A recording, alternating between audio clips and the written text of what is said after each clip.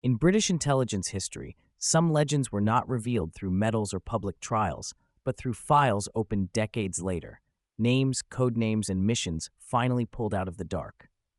Our countdown of top 5 legendary British intelligence figures, whose identities were only recently revealed, begins with a man who looked more like a casino gambler than a wartime intelligence asset. His name was Duško Popov. To MI6, he was known as Agent Tricycle. Born in 1912 in Serbia, Popov came from a wealthy family and was educated across Europe. He spoke several languages, understood high society, and moved easily among diplomats, businessmen, officers, and intelligence contacts. He was charming, reckless, and difficult to control, exactly the kind of man who could survive in rooms where everyone was lying. When World War II began, Nazi Germany's intelligence service recruited him, believing he would spy for them. But Popov secretly offered himself to Britain. MI6 saw his potential. Instead of using him as a simple informant, they turned him into a double agent. To the Germans, Popov appeared to be gathering secrets from the Allied world. In reality, he was helping Britain feed controlled information back into the Nazi intelligence system. His codename was Tricycle. The name reportedly came from his network of sub-agents, though later stories also connected it to his Playboy image. Whatever the reason, the codename became part of one of Britain's most important wartime deception systems. Popov's real battlefield was not the front line. It was belief. If German intelligence trusted him, MI6 could use him to shape what Berlin thought was happening. Through agents like Popov, Britain could send false clues, misleading reports, and carefully prepared secrets designed to pull Nazi attention in the wrong direction. That kind of work required patience and nerve. Every meeting could be a trap. Every message had to sound useful enough to be believed, but controlled enough not to damage the Allies. Then came the moment that made Popov's story famous. In 1941, German intelligence gave him a detailed questionnaire about American military targets. Among the questions was one location that immediately stood out: Pearl Harbor. Popov believed the request was a warning sign. Japan, Germany's ally, appeared to be studying the U.S. Pacific Fleet. He traveled to the United States and passed the information to the FBI. There, he dealt with J. Edgar Hoover. Hoover did not trust him. Popov's lifestyle, arrogance, and reputation made him look unreliable. Instead of treating him as a serious intelligence source, Hoover dismissed him as a dangerous foreign playboy. The warning went nowhere. Months later, on December 7, 1941, Japanese aircraft attacked Pearl Harbor. American ships burned in the harbor. Thousands were killed or wounded. The United States entered World War II. Popov later believed that his warning had been ignored at a terrible cost. Historians still debate how specific the intelligence really was, but the episode remains one of the most chilling what-if moments in espionage history. His later work became even more important. Before D-Day, Britain needed Germany to believe the Allied invasion would land at Pas-de-Calais, not Normandy. Popov helped feed the Germans deception material that supported this false picture. It was part of the larger Allied plan to keep German forces looking in the wrong place at the most important moment of the war. That deception helped save lives on the beaches of Normandy. After the war, Popov became linked to another legend. His taste for casinos, danger, luxury, and women reportedly influenced Ian Fleming's James Bond. But the real Popov was not just a glamorous spy story. He was a man who played Germany from the inside, carried a warning America refused to hear, and helped turn deception into a weapon of war. For that, Agent Tricycle takes the 5th place in this countdown. If Popov's world was built on deception, Christine Granville's world was built on courage at close range. She was not protected by distance, false paperwork, or comfortable diplomatic rooms. Her missions took her into occupied territory, across mountain borders, through checkpoints, prisons, and Gestapo offices, places where a mistake did not mean failure. It meant execution. Christine Granville was born Krystyna Skarbek in Poland in 1908. When Germany invaded her homeland in 1939, she did not wait for someone else to fight back. She went to Britain and offered her services to British intelligence. At first, she seemed almost impossible to use. She was bold, impatient, emotional, and fiercely independent, but those same qualities made her perfect for the kind of work Britain desperately needed. She knew Poland. She knew the language, the landscape, and the danger. More importantly, she had the nerve to move through enemy territory as if fear was something that happened to other people. She became one of Britain's earliest female special agents and later worked with the Special Operations Executive, the secret organization created to support resistance movements inside Nazi-occupied Europe. Her job was not glamorous. She carried messages, arranged contacts, helped resistance networks, gathered intelligence, crossed borders, and survived arrests that would have broken most people. In the early years of the war, she traveled through Hungary and Poland, helping move information back to the Allies when Europe was being swallowed by Nazi power. One of her most dangerous achievements came when she helped smuggle intelligence out of occupied Poland. Reports from resistance contacts gave Britain valuable information about German operations and the growing scale of Nazi control in Eastern Europe. But Granville's legend was not built on one mission. It was built on repeated survival. She had a gift for escaping situations that should have ended in death. At one point, when she and another agent were arrested, she reportedly bit her own tongue until it bled, then convinced her captors she was suffering from tuberculosis. The fear of infection helped secure their release. It was reckless, it was desperate, and it worked. Later, in occupied France, she became part of resistance operations connected to the Allied push against Germany. By then, she was already one of Britain's longest-serving female agents, operating under extreme pressure while many officials still doubted whether women belonged in such dangerous work. Her most famous act came in 1944. 3 SOE agents had been captured by the Germans and were facing execution. Granville did not plan a military raid. She did not arrive with armed commandos. Instead, she walked into danger with confidence, money, and a terrifying bluff. She approached a Gestapo officer and convinced him that Germany was losing the war, that the Allies would soon arrive, and that protecting the prisoners might save his own life. She offered a bribe, but the real weapon was psychological pressure. The officer gave in. The prisoners were released only hours before they were supposed to die. It was one of the boldest rescues carried out by any British agent in the war. Not because it involved firepower, but because it required walking directly into the enemy's world and making fear change sides. Granville survived World War II, but peace did not reward her properly. Like many intelligence figures, she was pushed back into ordinary life after doing extraordinary things. Britain had used her courage, but struggled to find a place for her afterward. Her full story remained partly hidden for decades. Her MI6 file was not fully declassified until the 2000s, long after her death, allowing historians to see more clearly how important she had been. Christine Granville was not just a female spy in a man's war. She was one of Britain's most daring intelligence weapons, a courier, operator, negotiator, and survivor who turned nerve into a battlefield skill. And when 3 captured agents had only hours left to live, she proved that sometimes the most dangerous weapon in espionage is not a gun. It is the confidence to walk into a room where everyone wants you dead and leave with your people alive. Where Granville fought danger face to face, Juan Pujol García fought with something even stranger, an army that did not exist. Born in 1912 in Spain, Pujol was not trained as a professional spy. He had no powerful position, no official intelligence background, and no obvious reason to become one of the most important double agents of World War II. But he hated fascism. When the war spread across Europe, Pujol wanted to help Britain, so he approached British intelligence and offered his services. MI6 rejected him. To them, he looked like an amateur with no access, no network, and no real value. Most people would have stopped there. Pujol did the opposite. If Britain would not accept him as a spy, he would build his own operation first. He contacted Nazi Germany and convinced them he was a loyal supporter who could gather intelligence from inside Britain. The Germans believed him. There was only one problem. Pujol was not in Britain. He was inventing everything.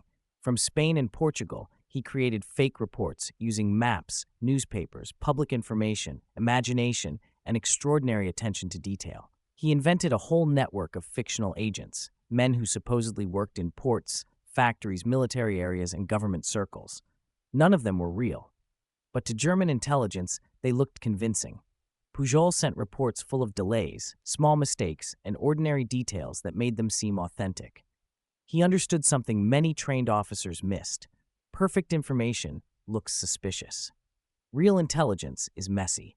Eventually, Britain realized what he had done. The man they had rejected had successfully fooled the Nazis on his own.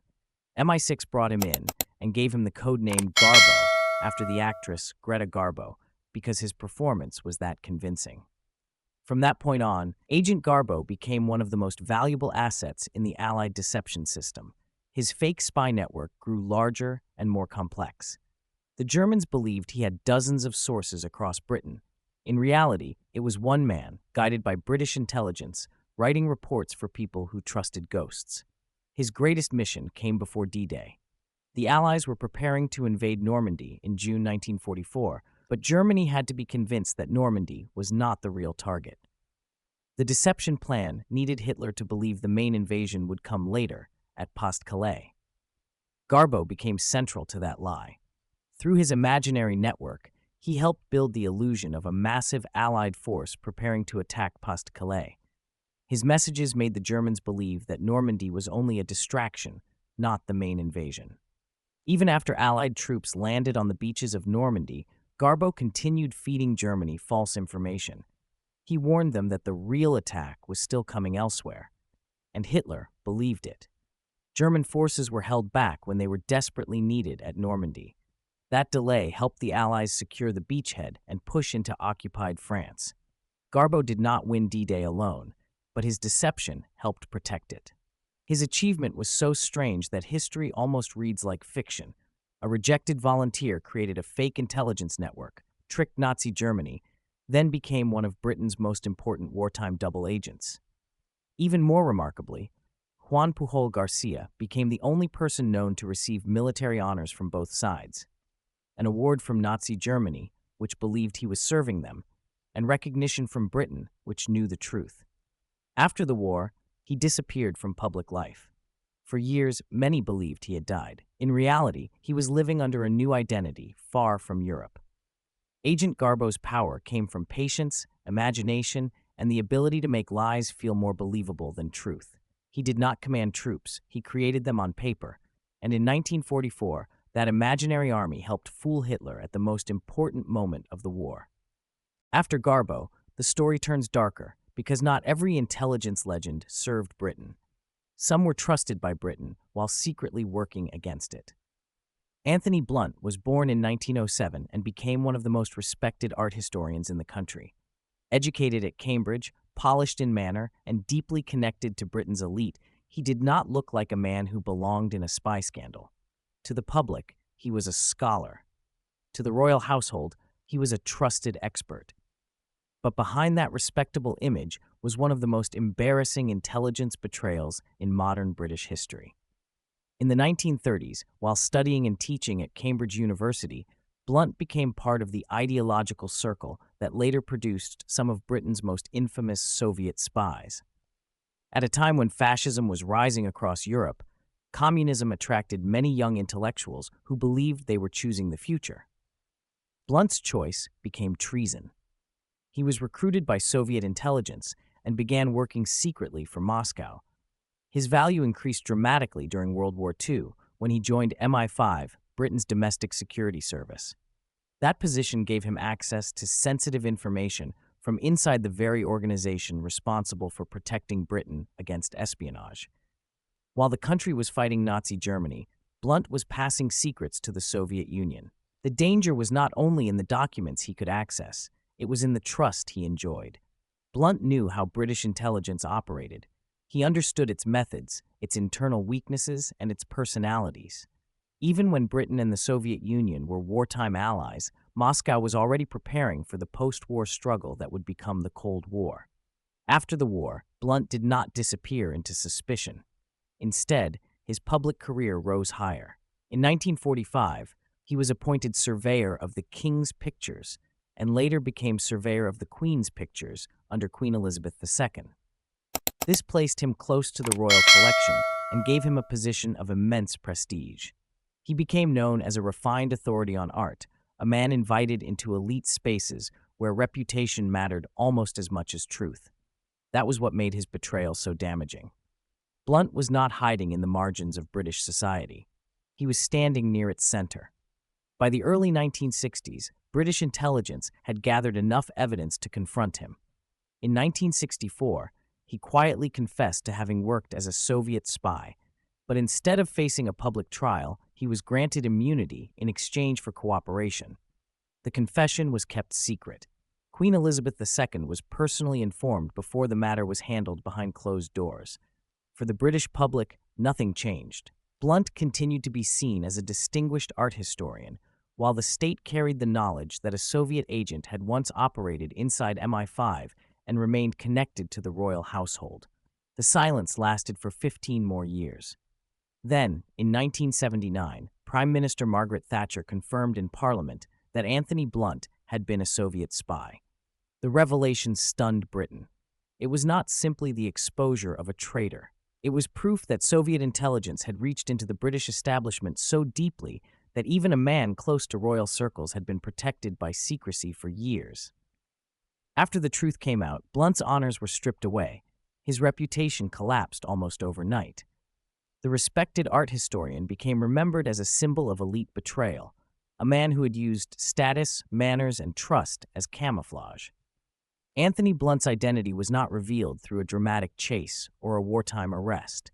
It came out slowly, after a confession hidden for years and a political statement that finally forced the truth into daylight. And that is why his story remains so unsettling. He was not a spy who broke into the system. He was already inside it. After Anthony Blunt, the countdown moves from Cold War betrayal to a modern mystery that still feels unfinished. At number 1 is Gareth Williams, a Welsh mathematician, GCHQ codebreaker, and intelligence worker whose death became one of the strangest cases in recent British history. Williams was born in 1978 in Anglesey, Wales. From an early age, he was known as exceptionally gifted with numbers. He studied mathematics, became connected to Britain's signals intelligence world, and later worked for GCHQ, the agency responsible for communications surveillance and code-breaking. By 2010, he was on secondment to MI6, Britain's foreign intelligence service. That alone placed him inside a world most people never see. Encrypted communications, classified operations, foreign threats, and secrets protected so tightly that even after death, much of his work remained hidden. Then came the discovery that turned his name into a national mystery. In August 2010, Williams was found dead inside his London apartment. His body was inside a zipped and padlocked red holdall placed in a bathtub. He had been missing for days before he was discovered. There were no clear signs of forced entry, and the scene immediately raised questions that investigators struggled to answer. The case became known in the press as the spy in the bag mystery. The central question was simple, but terrifying. Could Gareth Williams really have locked himself inside that bag? At the 2012 inquest, the coroner concluded that his death was unnatural and likely involved criminal action. She believed a third party was probably involved, even though the evidence was not enough to deliver a full unlawful killing verdict. That conclusion made the case even darker. Williams was not a random civilian. He was a codebreaker connected to some of the most secret parts of the British state. His work was classified, his apartment was linked to the intelligence world, and the circumstances of his death looked almost impossible to explain in ordinary terms. Later, however, police took a different view. The Metropolitan Police eventually said the most probable explanation was that Williams had died accidentally, likely after getting into the bag himself. A later forensic review, completed between 2021 and 2023, found no new DNA evidence and no fresh line of inquiry. But for many people, that did not close the story. It made it more disturbing. If it was an accident, why were so many details so difficult to explain? If someone else was involved, why was there no clear forensic trail? If his intelligence work had nothing to do with his death, why did the mystery feel so protected by silence? Those questions are why Gareth Williams remains at the top of this list. Unlike Popov, Garbo, or Granville, his legend was not built on wartime deception or battlefield courage. It was built on absence, missing answers, missing context, and classified work that the public may never fully understand. His greatest achievement cannot be listed like a medal or operation because much of what he did inside GCHQ and MI6 remains hidden. But that is exactly what makes his story so unsettling. He belonged to the modern intelligence age, where wars are fought through data, encryption, surveillance, and invisible networks. Gareth Williams was not exposed as a double agent. He was not publicly unmasked as a traitor. He was found dead in a locked bag inside a flat connected to Britain's secret world. And more than a decade later, the official explanation still leaves people uneasy. That is why his case stands as the most dangerous entry in this countdown, not because we know everything, but because we do not. In the world of intelligence, the most frightening secrets are not always the ones finally revealed. Sometimes they are the ones still sealed.